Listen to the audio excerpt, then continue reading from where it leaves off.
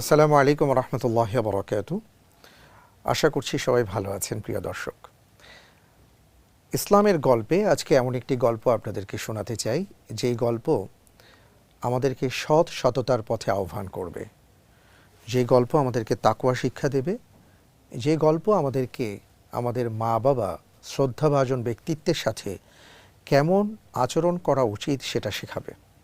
আমি এই গল্পটি 3 ভাগে আপনাদেরকে বলার চেষ্টা করব ইনশাআল্লাহ। সহিহ বুখারীতে এই গল্পটি এসছে। রাসূল সাল্লাল্লাহু আলাইহি সাল্লাম বলেন, বনি ইসরাইলের 3 জন ব্যক্তি, তারা কেউ কাউকে চেনেন না।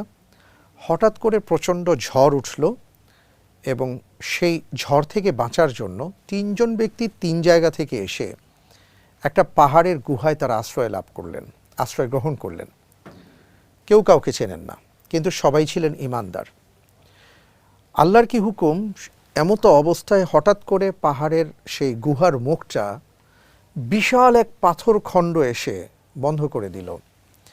এবং এই 3 জন খেয়াল করে দেখলেন যে এটা এমন একটা পাথর খণ্ড, পৃথিবীর কোনো মানুষের কাছে এই আওয়াজ পৌঁছবে না যে তারা এখানে বন্দী অবস্থায় আছেন অথবা অবরুদ্ধ অবস্থায় আছেন।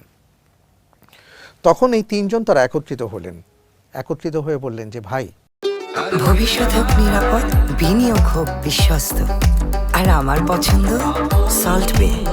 ওয়েলকাম টু সল্ট বে। একটা কাজ করি, আসুন, আমাদের জীবনের যদি কোনো ভালো কাজ হয়ে থাকে বা করে থাকি যা আল্লাহ তাআলার সন্তুষ্টির জন্য, তাহলে ওই কাজের উসিলা দিয়ে আমরা আল্লাহর কাছে দোয়া করি।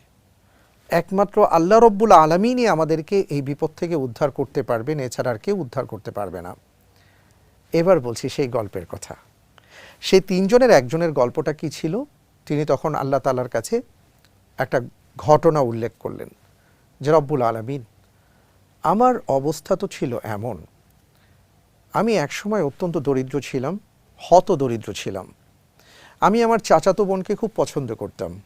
আমি আমার চাচার কাছে আমার চাচাতো বোনের জন্য বিয়ের প্রস্তাব নিয়ে গিয়েছিলাম, কিন্তু আমার চাচা আমার অবস্থা দেখে তিনি আমার সেই প্রস্তাবকে প্রত্যাখ্যান করেছিলেন। পরবর্তীতে ধীরে ধীরে আমি স্বাবলম্বী হই, সামর্থ্যবান হই। আপনি আমাকে প্রচুর ধন সম্পদ দান করেছেন। এমতো অবস্থায় আমাদের অঞ্চলে বিশাল দুর্ভিক্ষ দেখা দেয়। তখন সবাইকে সাহায্যের জন্য আমি আহ্বান জানি। তো সবাই যখন আমার কাছ থেকে সহযোগিতা নিতে আসে, সেই বিশাল সিরিয়ালের মধ্যে আমার সেই চাচাতো বোনও ছিল। আমি একে একে সবাইকে যখন সাহায্য করছি, আমার চাচাতো বোনকে দেখে আমার সেই পেছনের ভালোবাসার কথা, প্রেমের কথা আবার মনে উঠতে লাগলো।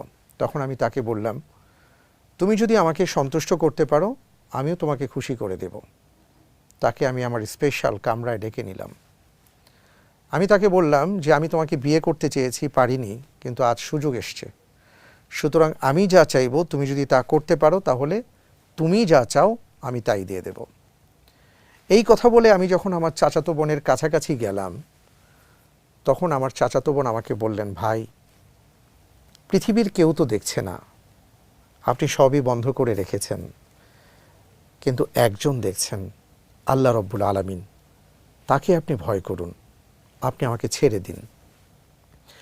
এই কথা শোনার সাথে সাথে আমি তাকে ছেড়ে দিয়েছিলাম এবং তার যা যা দরকার ছিল আমি সব তাকে দিয়েছি।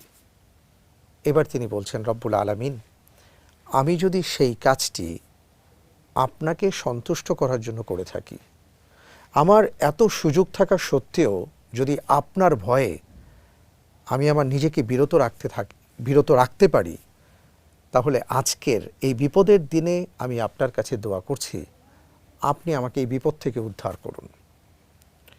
এই আল্লাহর বান্দা যখন রব্বুল আলামিনের কাছে এই দোয়াটি করলেন, দোয়া করতে দেরি হলো, কবুল হতে দেরি হলো না।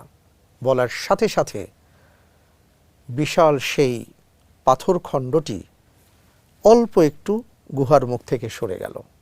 সুবহানাল্লাহ। এই ছোট্ট গল্প থেকে আমরা যেটা শিখলাম, আমরা যদি আমাদের নিজেদেরকে সংবরণ করে রাখতে পারি, আমরা যদি আমাদেরকে হিফাজতে রাখতে পারি, বিশ্বাস করুন আপনি মুস্তাজাব ও দাওয়াত হবেন। অর্থাৎ আপনি যা দোয়া করবেন, আল্লাহ তাআলা সেই দোয়া কবুল করবেন। আসুন এই অবক্ষয়ের সময়ে আমরা আমাদের নিজেদেরকে হেফাজতে রাখি, আল্লাহকে ভয় করে চলি। আমি আমার গল্পের প্রথম পার্ট বললাম, আগামী পর্বে ইনশাআল্লাহ দ্বিতীয় পার্ট বলবো। আল্লাহ তাআলা সবাইকে ভালো রাখুন, আমিন।